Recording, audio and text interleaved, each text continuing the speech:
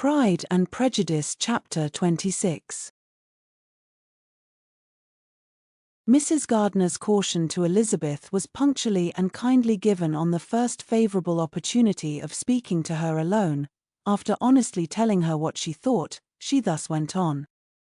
"You are too sensible a girl, Lizzie, to fall in love merely because you are warned against it, and, therefore, I am not afraid of speaking openly.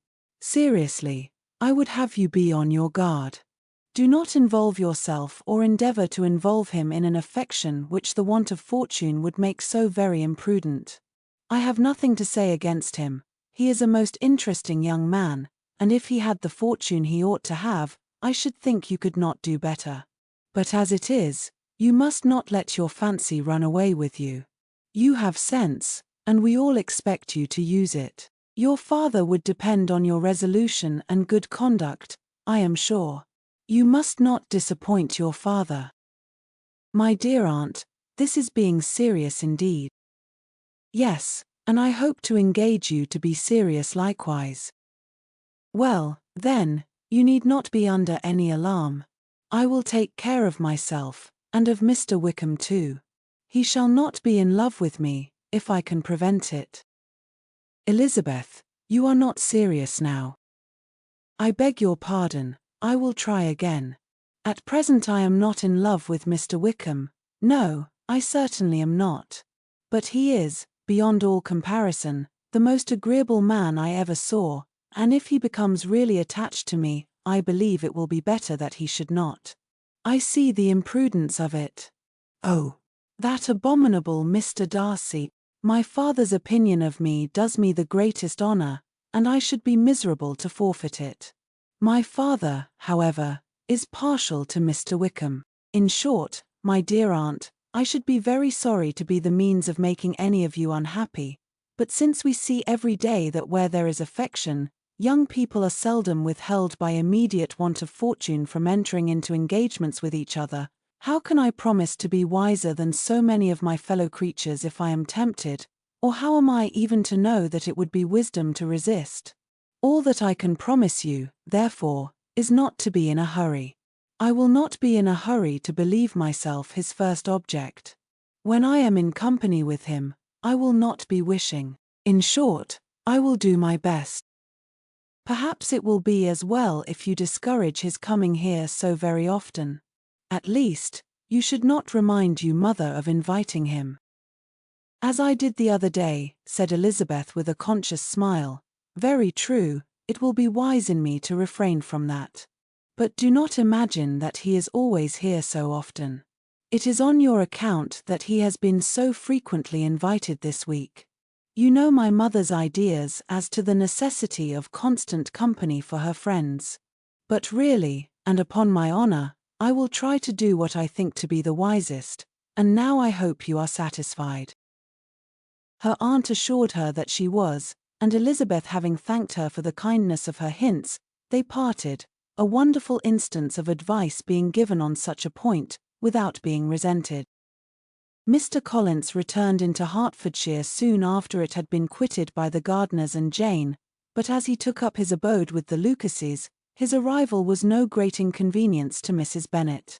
His marriage was now fast approaching, and she was at length so far resigned as to think it inevitable, and even repeatedly to say, in an ill-natured tone, that she wished they might be happy. Thursday was to be the wedding day, and on Wednesday Miss Lucas paid her farewell visit, and when she rose to take leave, Elizabeth, ashamed of her mother's ungracious and reluctant good wishes, and sincerely affected herself, accompanied her out of the room. As they went downstairs together, Charlotte said, "I shall depend on hearing from you very often, Eliza." "That you certainly shall. And I have another favor to ask you. Will you come and see me? We shall often meet, I hope, in Hertfordshire. I am not likely to leave Kent for some time. Promise me, therefore, to come to Hunsford." Elizabeth could not refuse, though she foresaw little pleasure in the visit. "My father and Maria are coming to me in March," added Charlotte, "and I hope you will consent to be of the party. Indeed, Eliza, You will be as welcome as either of them." The wedding took place. The bride and bridegroom set off for Kent from the church door, and everybody had as much to say, or to hear, on the subject as usual. Elizabeth soon heard from her friend, and their correspondence was as regular and frequent as it had ever been. That it should be equally unreserved was impossible. Elizabeth could never address her without feeling that all the comfort of intimacy was over, and though determined not to slacken as a correspondent, it was for the sake of what had been, rather than what was. Charlotte's first letters were received with a good deal of eagerness. There could not but be curiosity to know how she would speak of her new home, how she would like Lady Catherine, and how happy she would dare pronounce herself to be. Though, when the letters were read, Elizabeth felt that Charlotte expressed herself on every point exactly as she might have foreseen. She wrote cheerfully, seemed surrounded with comforts, and mentioned nothing which she could not praise. The house, furniture, neighborhood, and roads were all to her taste, and Lady Catherine's behavior was most friendly and obliging. It was Mr. Collins's picture of Hunsford and Rosings rationally softened, and Elizabeth perceived that she must wait for her own visit there to know the rest. Jane had already written a few lines to her sister to announce their safe arrival in London, and when she wrote again, Elizabeth hoped it would be in her power to say something of the Bingleys. Her impatience for this second letter was as well rewarded as impatience generally is. Jane had been a week in town without either seeing or hearing from Caroline. She accounted for it, however, by supposing that her last letter to her friend from Longbourn had by some accident been lost. "My aunt," she continued, "is going tomorrow into that part of the town, and I shall take the opportunity of calling in Grosvenor Street." She wrote again when the visit was paid, and she had seen Miss Bingley. "I did not think Caroline in spirits," were her words, "but she was very glad to see me, and reproached me for giving her no notice of my coming to London. I was right, therefore, my last letter had never reached her. I inquired after their brother, of course. He was well, but so much engaged with Mr. Darcy that they scarcely ever saw him. I found that Miss Darcy was expected to dinner. I wish I could see her. My visit was not long, as Caroline and Mrs. Hurst were going out. I dare say I shall see them soon here." Elizabeth shook her head over this letter. It convinced her that accident only could discover to Mr. Bingley her sister's being in town. For weeks passed away, and Jane saw nothing of him. She endeavored to persuade herself that she did not regret it, but she could no longer be blind to Miss Bingley's inattention. After waiting at home every morning for a fortnight, and inventing every evening a fresh excuse for her, the visitor did at last appear, but the shortness of her stay, and yet more, the alteration of her manner would allow Jane to deceive herself no longer. The letter which she wrote on this occasion to her sister will prove what she felt. "My dearest Lizzie will, I am sure, be incapable of triumphing in her better judgment, at my expense, when I confess myself to have been entirely deceived in Miss Bingley's regard for me.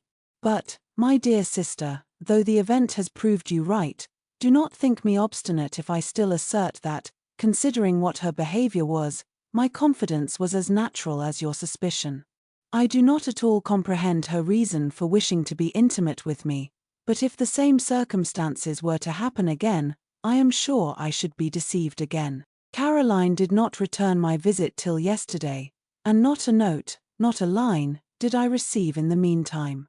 When she did come, it was very evident that she had no pleasure in it. She made a slight, formal apology for not calling before, said not a word of wishing to see me again, and was in every respect so altered a creature, that when she went away I was perfectly resolved to continue the acquaintance no longer.